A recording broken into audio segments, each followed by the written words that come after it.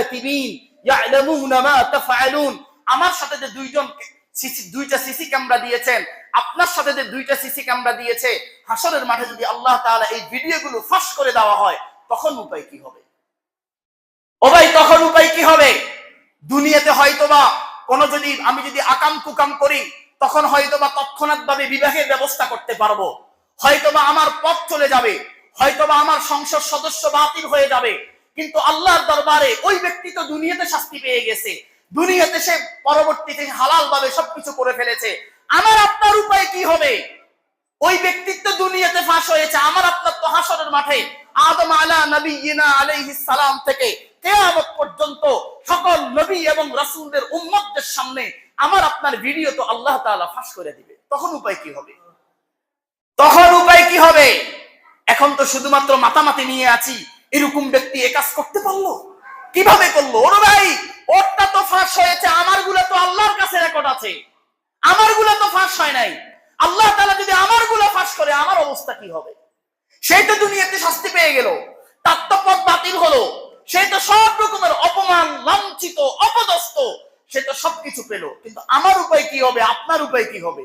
আমি আপনি যে আরেকজনকে নিয়ে পড়ে আছি, আমি আপনি যে আরেকজনের সমালোচনা নিয়ে পড়ে আছি, আমি আপনি যে আরেকজনকে নিয়ে এইভাবে আলোচনা সমালোচনা করতেছি, কবিরা গুনাহ করতেছি, সে তো তার শাস্তি পেয়ে গেছে দুনিয়াতে। কিন্তু আমার আপনার উপায় কি হবে আল্লাহর দরবারে? সেটা কি কখনো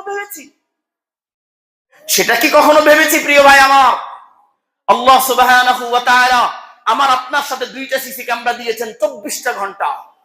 ও ভাই, দুনিয়ার সিসি ক্যামেরা কারেন্ট চলে গেলে রেকর্ড আর হয় না। দুনিয়ার সিসি ক্যামেরায় সর্বোচ্চ 15 দিন, 1 মাস, 6 মাস পর্যন্ত রেকর্ড থাকে।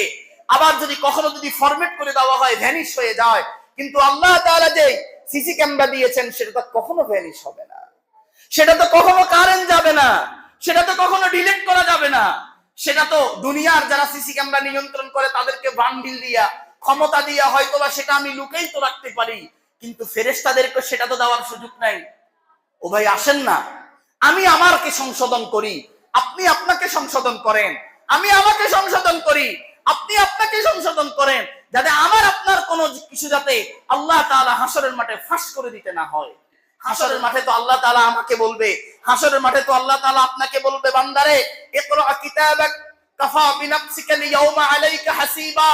বান্দা, বালেগ হওয়ার পর থেকে মৃত্যু পর্যন্ত কত আকাম কুকাম করছো, কত নারীর দিকে তাকাইছো, কত জনের হক নষ্ট করছো, ভাই বোনের সম্পদ মেরে খাইছো, দিবস শাকায়াত করছো, কারো বিবাহ শাদীর জন্য আসছে পিছে পিছে খোঁচা লাগাইছো, খোঁজ বলছো, কোন ব্যক্তি আস্থা হয়ে গেছে, তোমার বিশ্বাস হচ্ছে না, তার কেউ মেয়ে বিয়ে দিতে পারছে না, তুমি খোঁজ লাগাও, কেউ ছেলে বিয়ে করাতে পারছে না, তুমি খোঁজ লাগাও, কেউ কোনো ভালো কাজ করতে পারছে না, তুমি পিছন দিয়ে গিয়ে কাঠি লাগাও।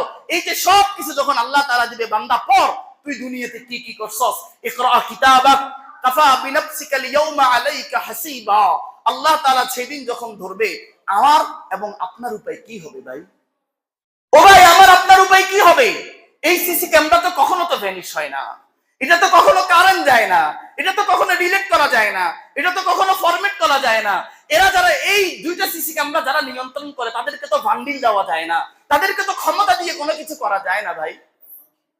এই জন্যই প্রিয় ভাই আমার, অন্যেরটা ঠিক আছে, সে শাস্তি পেয়ে গেছে, কিন্তু আমি আমাকে সংশোধন করি, আপনি আপনাকে সংশোধন করেন।